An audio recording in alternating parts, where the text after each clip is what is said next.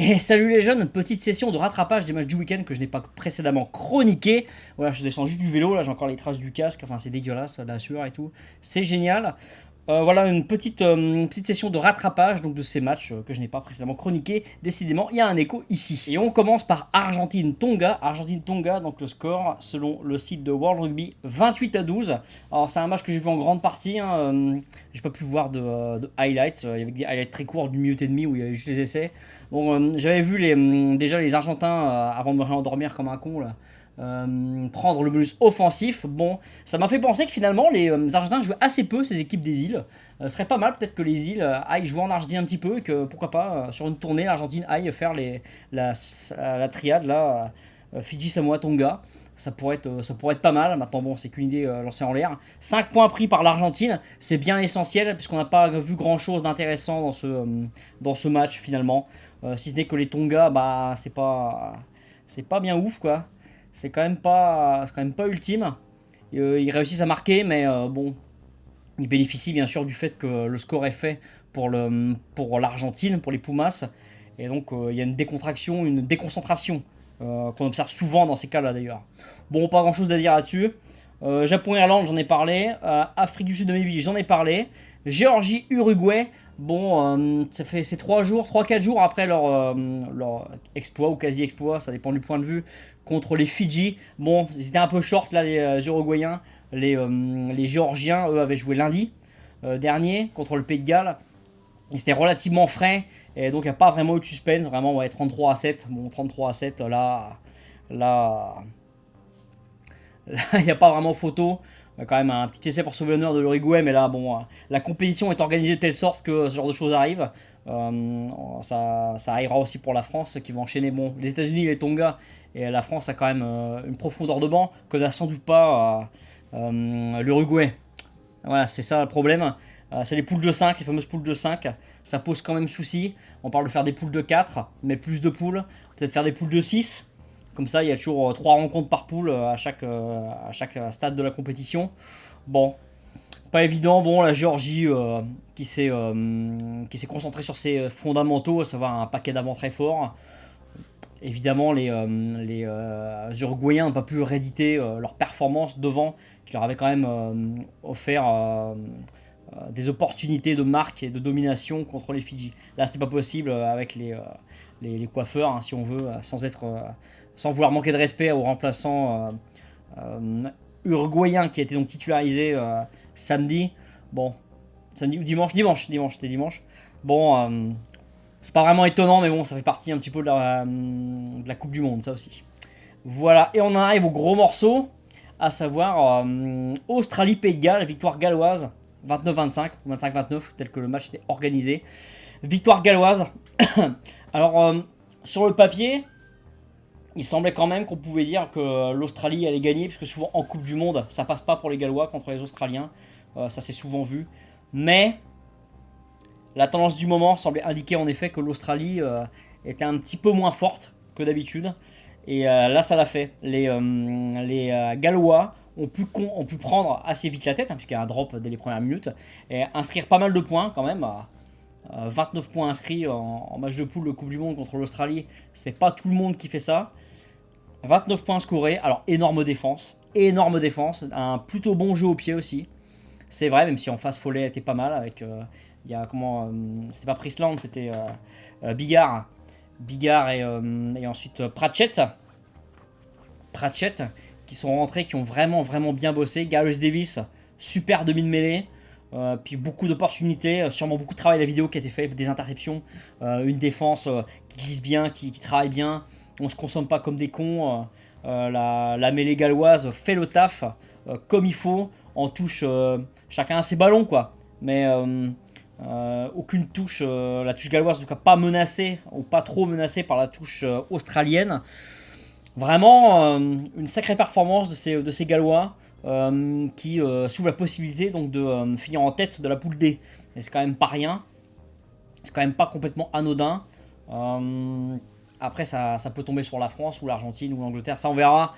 Samedi, le match Argentine-Angleterre va sûrement offrir pas mal de réponses à ce niveau-là.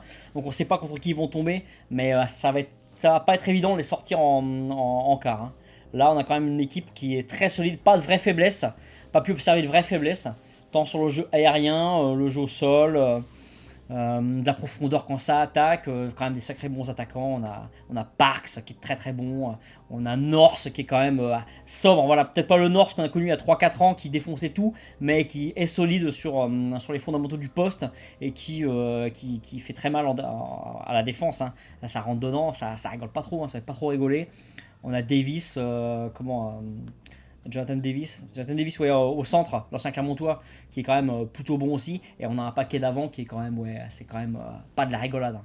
C'est quand même pas de la rigolade ce paquet d'avant. Ça fait pas sourire. Et avec emmené par son capitaine emblématique Alan Wynne Jones, qui est quand même un super méga joueur. Vraiment, vraiment, super joueur. On a quand même là une équipe australienne qui pourtant n'est pas en manque de ressources, est battue à la régulière. Voilà, c'est quand même difficile pour ces Australiens qui ont fait un bon match, mais juste un peu moins bon que celui des Gallois. Et du coup, bah, les Gallois l'emportent un sacré bras de fer. On s'est demandé pendant un moment qui c'est, quel camp la victoire allait choisir. Et finalement, bah, ça sourit aux Gallois. Bah, bravo à eux, bravo à eux. Quand même la principauté, les Gallois, avec quand même pas énormément de licenciés, a réussi depuis une bonne décennie à faire de sacrées performances. Ils font le Grand Chelem cette année en tournoi des 6 nations. Donc en plus là ils représentent bien l'hémisphère nord parce que souvent on est habitué à des équipes qui font des Grands Chelems, qui remportent le tournoi et qui se font casser la gueule par les équipes de l'hémisphère sud. Et ben là non. Non, là, ça y est, il fallait qu'ils soient présents aujourd'hui. C'était peut-être le match, voire le plus important de l'année. Hein. Le match coché depuis le tirage au sort des poules il y a 3 ans. Et bim, il y a 3-4 ans, je sais plus. Et là, ils ont répondu présent comme il fallait, quand il fallait. Et, bravo à eux, franchement, je suis assez content pour ces Gallois qui méritent quand même d'aller un petit peu loin. Ils ont quand même été numéro 1 mondiaux cette année. Bon, s'ils finissent Grand Chelem plus numéro 1 mondiaux et éliminés en poule, bon, ou exploser en quart parce qu'ils tombent sur un gros, ce serait un peu con. Là, le premier gros qu'ils rencontrent, bim, allez hop, dégage. Les Australiens mettent quand même un point de bonus défensif qui va sûrement avoir son importance à la fin, mais on a quand même une équipe galloise, voilà, sans vraie faiblesse, qui a quand même des leaders très forts, qui n'a pas paniqué. C'est un peu un décalque négatif, si on veut, de l'équipe d'Irlande, où on a senti, où ils étaient trop en maîtrise. Il y a juste ce qu'il faut de peur dans cette équipe galloise pour que ça tienne, avec les leaders forts, etc. Alan Wynne Jones, mais il n'y a pas seulement lui, à la charnière, etc. Les Irlandais, samedi, c'était pas vraiment ça. Ils n'ont jamais vraiment trouvé la clé, ni dans le combat, ni nulle part. Ils sont un peu échinés dans leur jeu à vouloir absolument franchir la ligne d'avantage physiquement, alors que la défense japonaise était quand même plutôt en place. Ils auraient peut-être pu attaquer 1 heure de plus sans que ça passe, hein, c'est possible. C'est quand même assez dingue. Je redis bravo au Japon. Mais là, à contrario, les Gallois ont su se remobiliser, n'ont pas eu de gros temps faibles non plus. Et si ça a pu avoir lieu, ils ont su les gérer, exploiter leur temps fort. Mais quasiment toutes les occasions de scorer, ça met des points. Hein.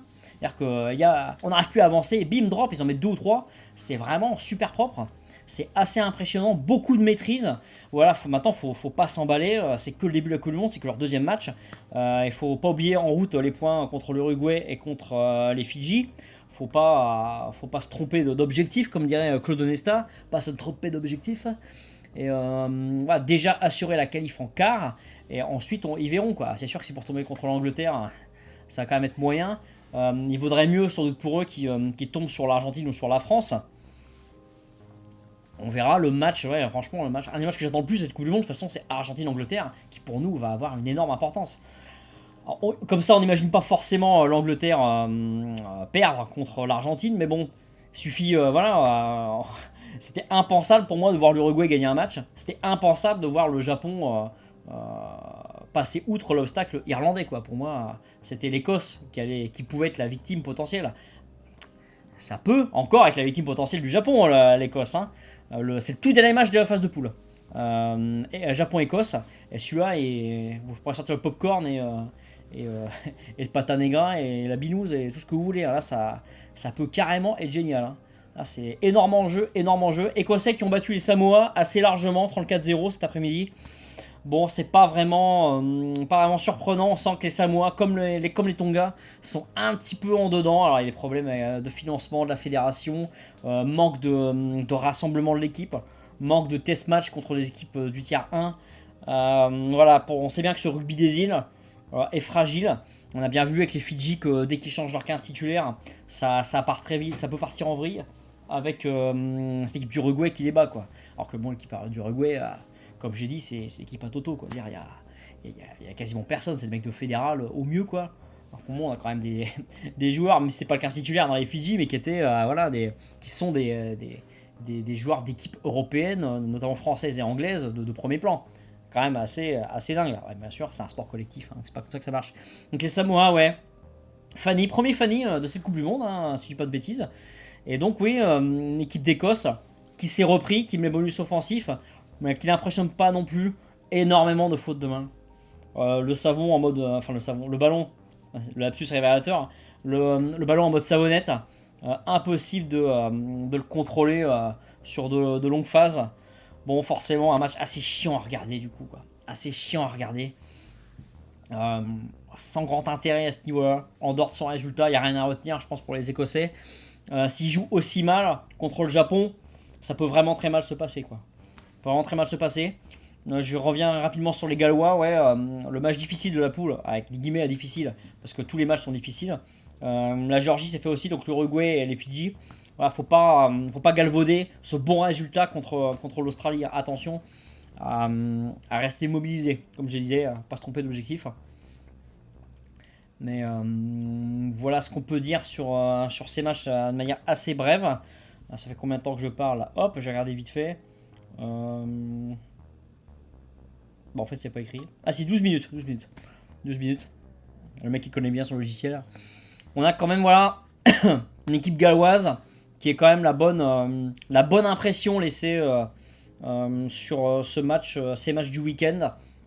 L'Australie qui, quand même, a affiché ces derniers mois un bon visage, avec une grosse victoire contre les All Blacks notamment, mais ensuite, après au match retour la semaine suivante pour la Bledisloe Cup, bon, ça l'a un petit peu moins bien fait. Mais une équipe quand même forte, hein. Une équipe quand même d'Australie qui est forte, mais on se fait le plaisir de revoir Adam Ashley Cooper. Lui, c'est Highlander quand il peut en rester qu'un. C'est incroyable, hein. Celui-là, il est incroyable. Impressionnant. L'impression de l'avoir toujours connu. C'est assez hallucinant. Mais malgré son expérience, voilà, c'est un des centurions, je crois, de la compétition. Ça n'a pas suffi. Voilà, on a des Gallois qui m'ont vraiment laissé une super impression. Qui sont au rendez-vous, voilà. Ils sont au rendez-vous. Il y a gros match, ils gagnent, quoi. Ils sont présents au rendez-vous et ils gagnent. Les Anglais, leur match n'était quand même pas super joli. Bonus offensif pris à chaque fois. Contre les States et contre les Tonga. Mais bonus pris à chaque fois. Les Argentins, ils passent complètement au travers sur la première mi-temps. Les Écossais contre l'Irlande, ils font pas grand-chose. L'Irlande, elle trébuche contre le Japon. Bon, les Gallois, c'est avec les Néo-Zélandais qui joueront bientôt, si je dis pas de conneries. Ils joueront contre le Canada mercredi, le même jour que la France contre les États-Unis. Pour les équipes qui ont joué deux matchs, c'est vraiment, et dans le tiers 1, c'est les Gallois qui répondent le plus présent, pour l'instant. Pour l'instant. Alors on leur souhaite de continuer. Alors évidemment, si c'est en quart contre nous, on aimerait bien que ça s'arrête, quand même, faut pas déconner. Mais on a, oui, une équipe galloise, franchement, qui est au niveau.